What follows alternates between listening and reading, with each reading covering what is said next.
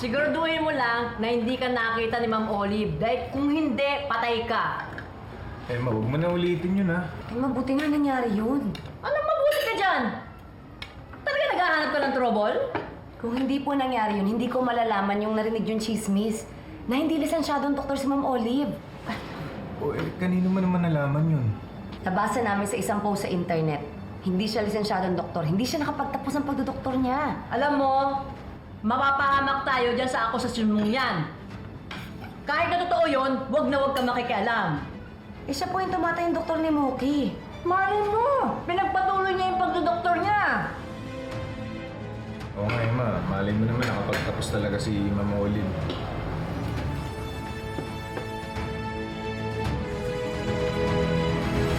Sana naman, Mookie, magtanda ka na. Nakakapagod ka na rin disiplinahin. Ang hirap-hirap maging doktor mo.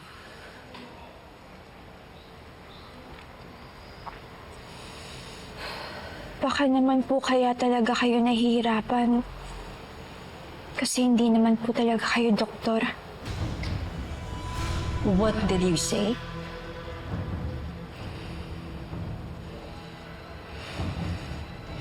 May doctor's license po ba talaga kayo, Mami? Doktor po ba talaga kayo?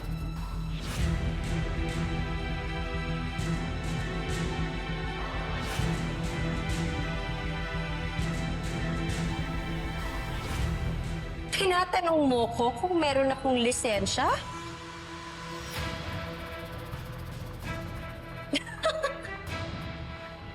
Of course! I have a medical license. But wait.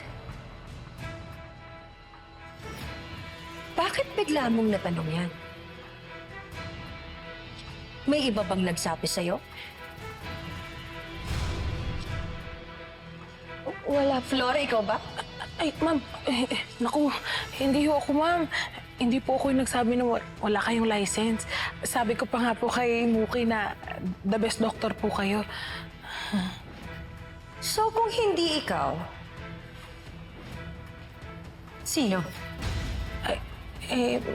Ma'am, baka po galing kay Ligaya. Di ba siya naman po yung nakarinig ng chismisan sa ospital na hindi po kayo doktor?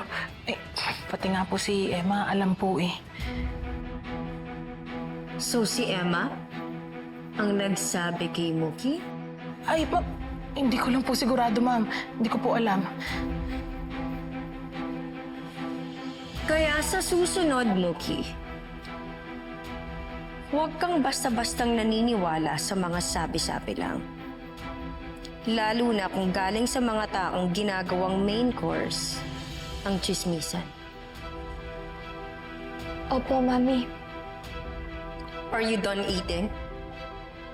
If you are, ipasok mo na siya sa kwarto niya, Flo. Opo, ma'am. Tara.